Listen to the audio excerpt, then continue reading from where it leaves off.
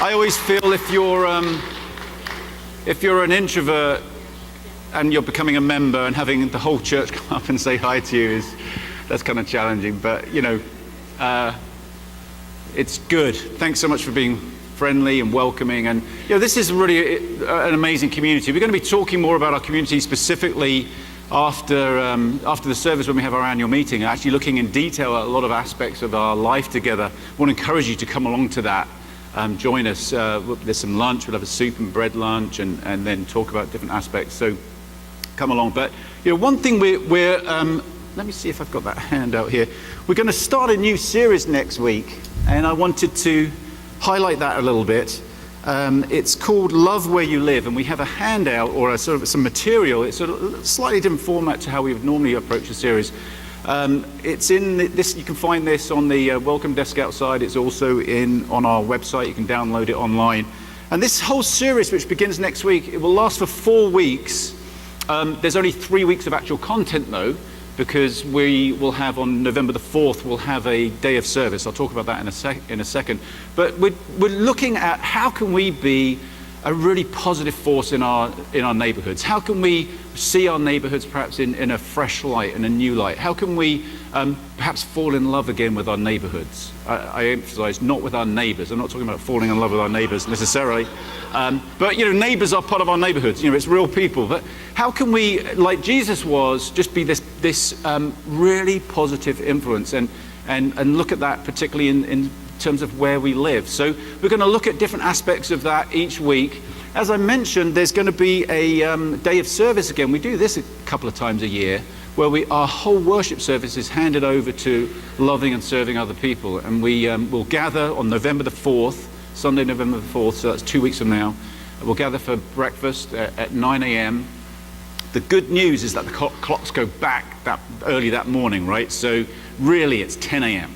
So, no excuses this year, but show up at 9 a.m. Remember to put your clocks back, 9 a.m. for breakfast. We'll hang out together, and then we'll go out and serve, as we often do on projects outside, sort of local here, but beyond the Cedar Ridge property, and also some projects on the property. The connection to this series that's a little different this year with that day of service is we'd love people to think about their communities, their own communities, where you live, and look for ideas for serving in that community.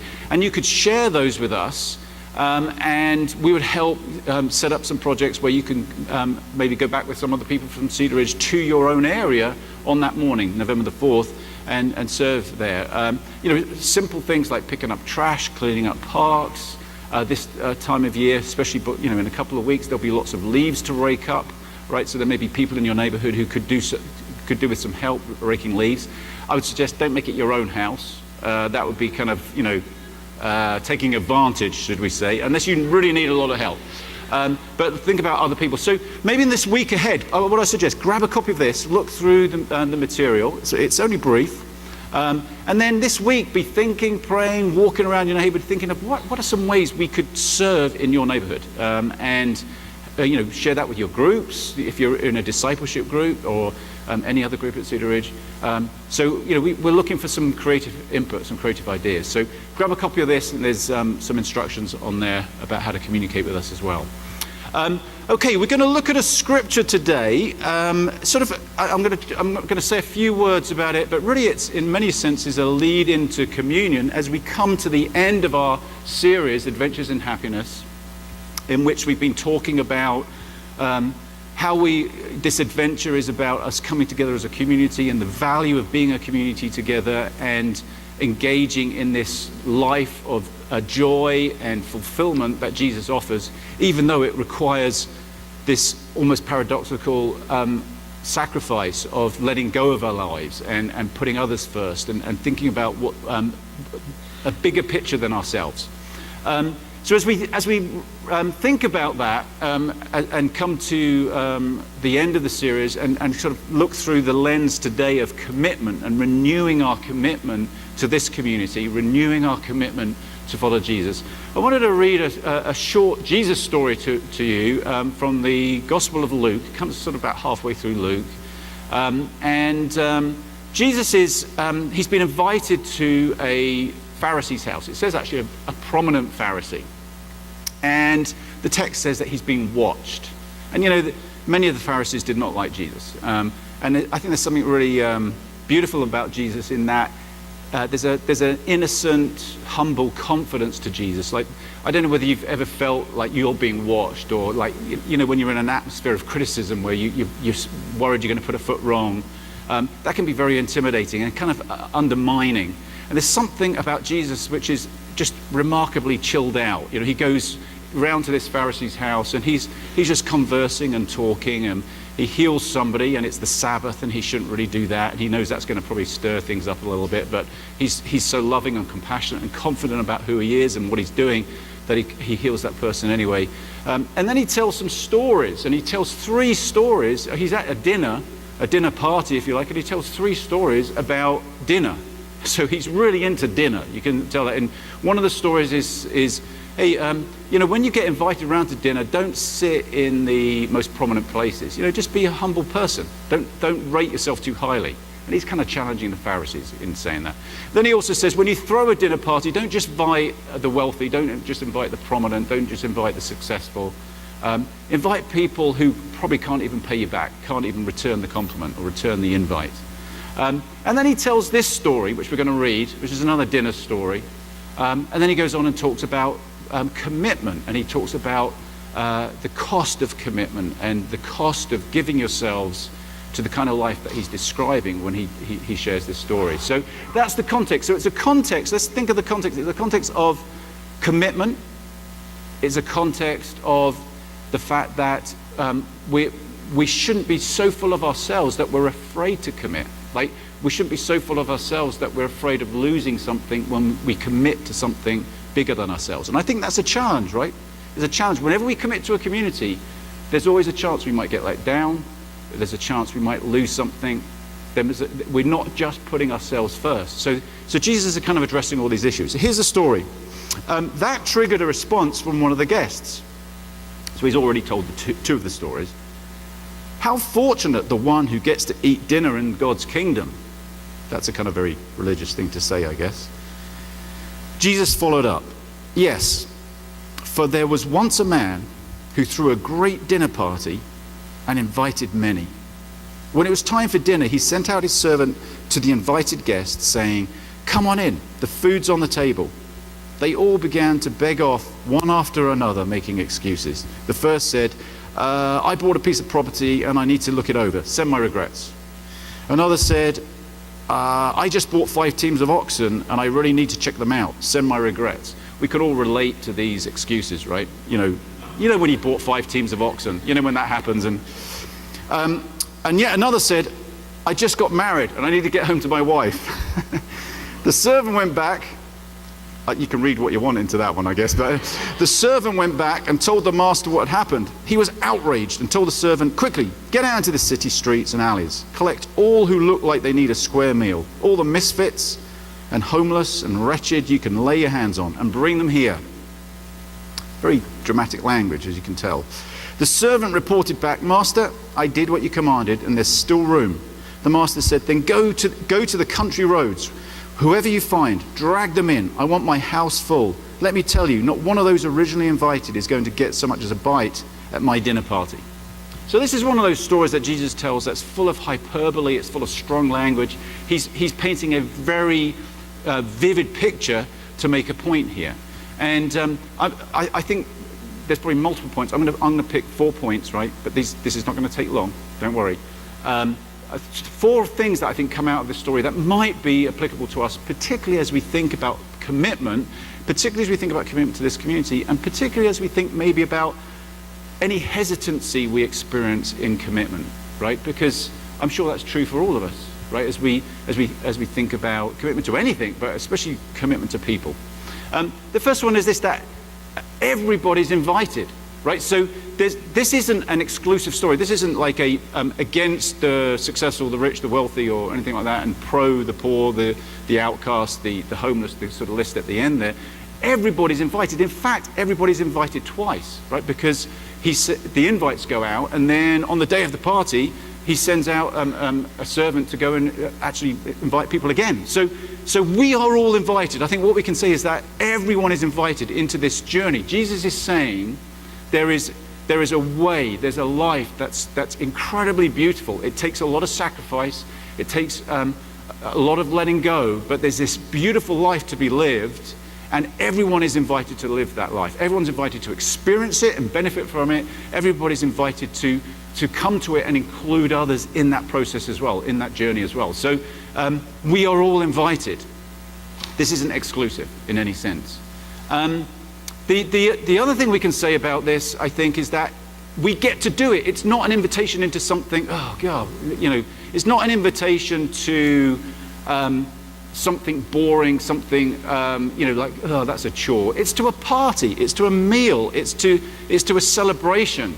And I think we need to remember that as we as a community think about our vision and our way of life as a church, sure, there's a lot of effort, there's a lot of sacrifice that's required, but it's also this beautiful thing, right? It's this adventure. It's something I think that we enjoy doing. I mean, that's partly why we're here, is because there's something fulfilling about this. It's worthwhile. We have a vision as a community that is really worthwhile, that this community is worth giving ourselves to and investing ourselves in. Just earlier this year, Brian McLaren, who's the founding pastor of this community, came back for a weekend and spoke on a Sunday. And you may remember he wrote a letter afterwards back to us as a community in which he was basically saying, look, I travel a lot. I go all over the country, all over the world in many respects. And he wasn't exactly saying, and Cedar Ridge is the greatest church I've ever seen, but he was saying he wanted to remind us, I think we've got a quote here. Let's just read what he said. Cedar Ridge is doing and becoming something truly unique and truly needed, especially in these crazy times. I'm so impressed with the spirit you all embody. I hope you can feel how special you are. Our world needs churches like Cedar Ridge. Cedar Ridge is one expression of a beautiful movement of the Spirit, addressing the most critical needs in our individual lives and in our shared lives today. I was so blessed to be with you. What an amazing community of faith, hope, and love. So now that's not in the Bible, but it's a word of encouragement to us to give us some perspective, I think. When we, if you're anything like me, it's easy just to, you can get down on yourself, or sort of lose sight of the fact that, okay, we're doing something significant here, right? So everybody's invited, all of us are invited, and we're all invited to participate in this really good thing. Third thing is there are excuses, right? We have reasons not to commit, and that's where it gets a little bit awkward. Now, those reasons about the 5 teams of oxen and I've got to get home to the wife, I've got to, I've bought some land. Those seem like somewhat ludicrous excuses to us, but actually, they're legitimate excuses. Each one of those, if you go and look at Deuteronomy, I think it's chapter 20, it will give you a list of reasons why people could be excused from conscription, from signing up to the army, right, during times of war. And those are 3 of those genuine excuses. If you've got land, if you've got livestock, if you've just got married, so there are sort of family issues and livelihood issues and land issues where those things help stabilize a society, right? So you don't want to be sending those people out of the community off on war or whatever else. So those were legitimate excuses, and I think we all have very legitimate, real excuses. We've got real reasons why we might not commit to, this community, commit to our own personal growth and spirituality, our own connectedness to one another, our own servanthood. And I'm not saying this to make anybody feel guilty, but I think we need to really review that, and it's timely, regularly, as we do here, to review our commitment and say, okay, how's that going? Have I excused myself from this mission that at one time I was caught up in and I felt passionate about and committed to? Has that wavered? Do I find myself finding reasons not to?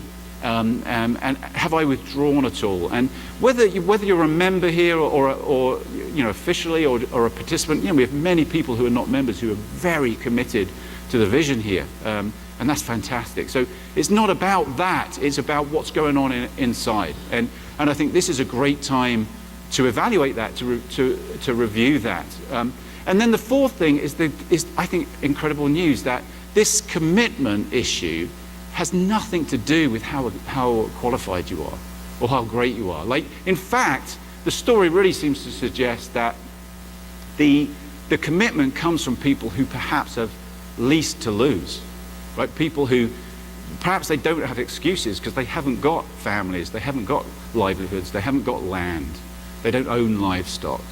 And it's a ragtag bunch of people that he's describing at the end, right? And I think, we could say that about ourselves. We might feel that about ourselves. I don't know how I've really got anything to offer. I mean, what have I got to give to this great cosmic mission of the reconciliation of all things? Well, we have ourselves, right? And that's all it takes, is just people like you and me making a decision to work together, to commit together, to engage in this process of transformation so that we can be different, so that we can be the change in the world. And that's what Jesus is telling that story for, I think. I mean, there's lots of other things we can get from that. So we're going to have communion together and have this meal. It's kind of a pseudo meal, right? We're going to have a nicer meal, to be honest, right after the service with some lovely soup and bread and that kind of thing. It's fruit juice and grape juice and gluten-free crackers right now, but it represents something, right? It represents, I think, something that Jesus did a lot, which was drawing people together to eat and engage and express something of the love of God. So we're going to do that today, and perhaps we can, each of us, having seen various people come up to the front here and make different commitments, perhaps we can each come to this table, come to this meal with our own commitment in mind. And that's very private, right? We're going to do that publicly because this is open space. And in some instances, like at the front sides here and at the back, actually, do we have a table at the back? We do.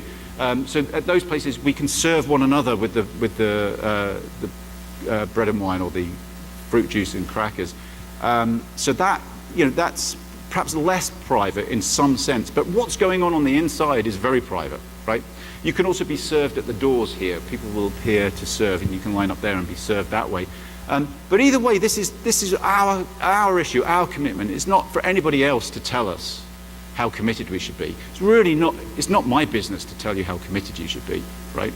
I'm just sharing about issues of commitment, and that's as much for me as for anybody else. But what I think we can all do is dream together of what that might look like if we renewed our commitments, if we pressed in, if we took the risk of committing to one another and committing to this vision as part of our expression of following Jesus. So let's think about that as we come forward. As I said, you can serve one another at the sides and at the back there. There'll be servers at the doors over here. We have opportunities, as we always do every week, to sing along. We'll have some songs playing. We've got places at the sides where you can make a donation to this community. That's an expression of commitment. There's stations at the back on the sides where you can write out prayers. If you have a need, we'd love to pray with you during the week. If you write that down for us, we'd also love to pray with you here and now. In real time, and in the back corner there, we'll have people who are available to hear what you want to share and then pray with you.